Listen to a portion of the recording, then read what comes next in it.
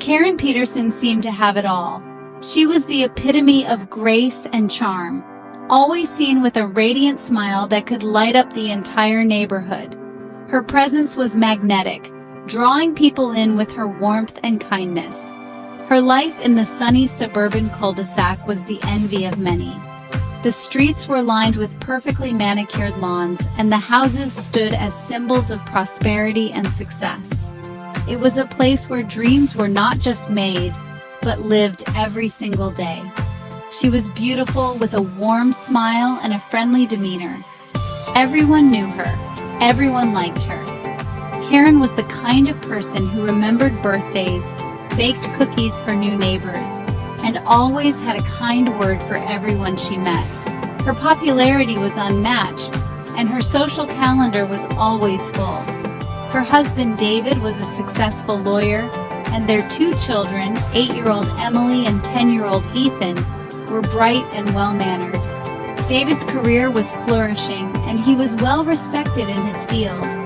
Emily and Ethan were the pride of their school, excelling in academics and extracurricular activities alike. Theirs was a world of manicured lawns, Sunday brunches, and summer barbecues. Weekends were filled with laughter and joy, as friends and family gathered in their beautiful garden to share stories and create memories. It was a life that many dreamed of, but few achieved. But beneath the surface of this idyllic life, a storm was brewing. The perfect facade hid secrets and struggles that no one could see. The pressures of maintaining such a flawless image were taking their toll, and the cracks were beginning to show. Karen's smile, once genuine, was now a mask she wore to hide the turmoil within. The picture-perfect life was not as perfect as it seemed. The resentment had crept into Karen's heart slowly, like a poisonous vine. It started subtly, a forgotten anniversary, a dismissive remark, the constant pressure to maintain their perfect image. David was consumed by his work, often absent, both physically and emotionally. Karen felt increasingly isolated, her days an endless cycle of chores and forced smiles. She was trapped, suffocating under the weight of her seemingly perfect life. The resentment grew, twisting into something darker, something more sinister. The thought first entered her mind on a Tuesday. It was a mundane Tuesday, filled with laundry and grocery shopping. But the thought lingered, taking root in the fertile ground of Karen's despair. Murder. The word echoed in the silence of her perfect kitchen. At first, it was just a fleeting thought, a dark fantasy. But as the days morphed into weeks, the thought solidified into a plan. A terrible, desperate plan to reclaim her life. Enter Alex Carter, a man Karen met online in a shadowy corner of the internet. He was an enigma, a blank slate onto which she could project her desires and frustrations. He listened to her woes, fueled her anger, and offered a solution. He would make her problems disappear, for a price. Blinded by desperation and fueled by a chilling sense of justification, Karen agreed. She was in too deep now. There was no turning back.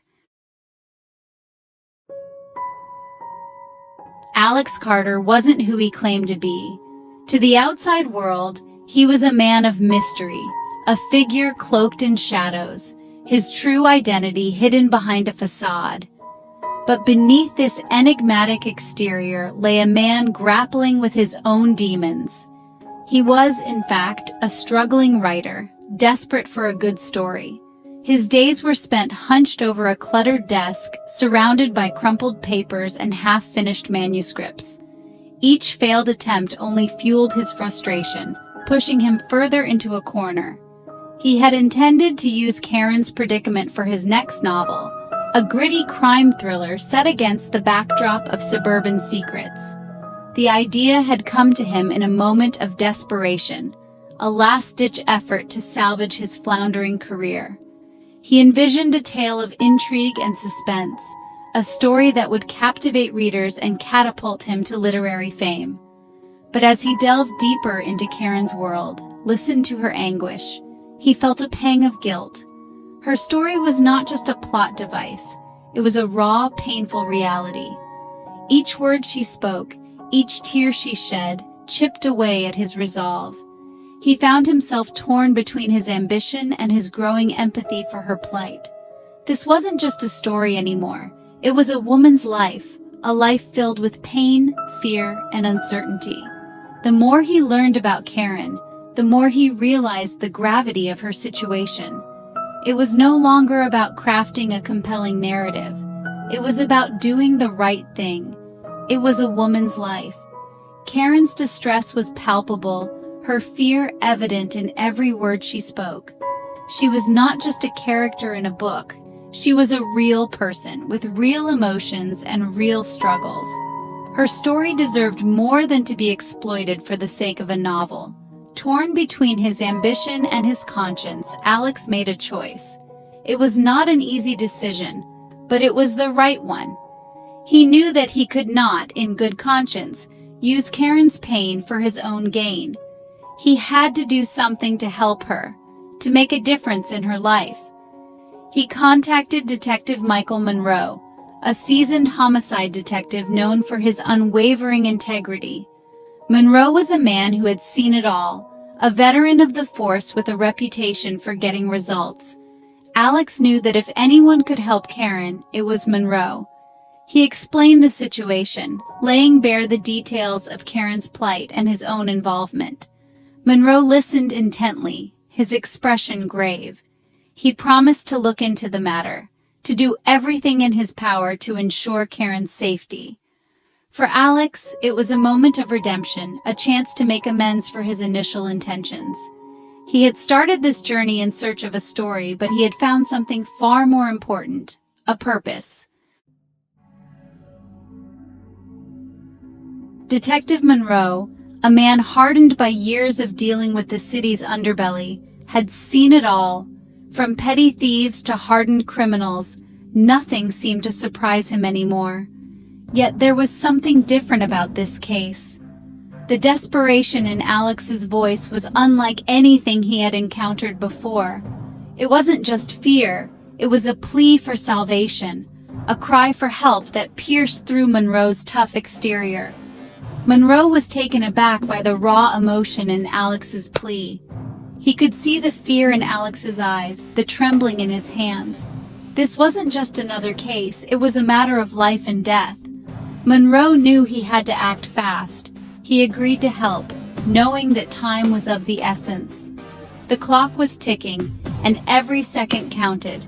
A plan was hatched, a dangerous game of cat and mouse that would test their wits and nerves. Monroe and Alex spent hours poring over maps, marking locations, and strategizing their every move. They knew that one wrong step could mean disaster.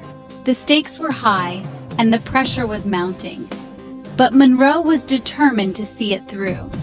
He had a reputation to uphold, and he wasn't about to let this case slip through his fingers. They decided to set a trap, a sting operation that would catch Karen red-handed. The plan was risky, but it was their best shot.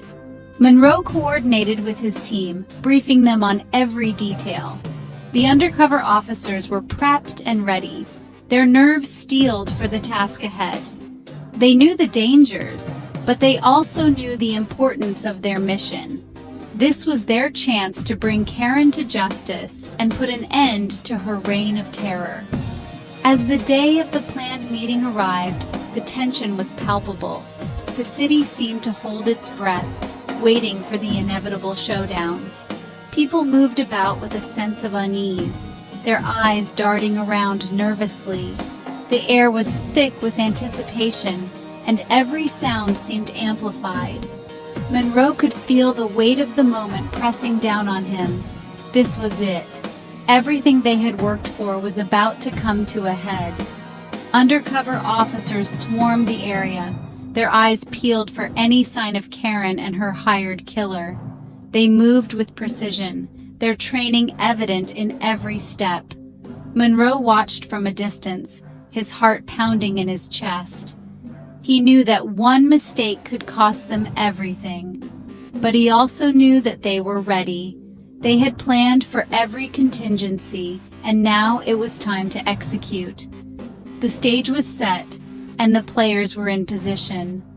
All that was left was to wait for the curtain to rise on this high-stakes drama. Karen arrived at the designated meeting point, her heart pounding in her chest. She was a bundle of nerves, her face pale, her hands trembling slightly. As she handed over the agreed-upon down payment, a team of undercover officers moved in, swiftly apprehending her. The look on Karen's face as the handcuffs clicked around her wrists was a mixture of shock, disbelief, and a strange sense of relief. The charade was over. Her secret was out.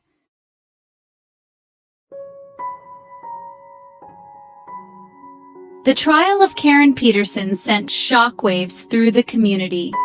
The picture-perfect wife and mother was exposed as a woman on the verge, driven to the brink of murder by her own internal demons. The media had a field day, dissecting every detail of her life, painting her as a monster. David, utterly blindsided and devastated, filed for divorce. He was left to pick up the pieces of their shattered life, to explain the unexplainable to their children. The idyllic suburban facade had crumbled, revealing the darkness lurking beneath. Karen Peterson's story became a cautionary tale, a stark reminder that appearances can be deceiving. The community, once a haven of shared dreams and aspirations, was left grappling with the unsettling truth. The scars of Karen's sin ran deep, a chilling testament to the hidden turmoil that can fester even in the most perfect seeming of places.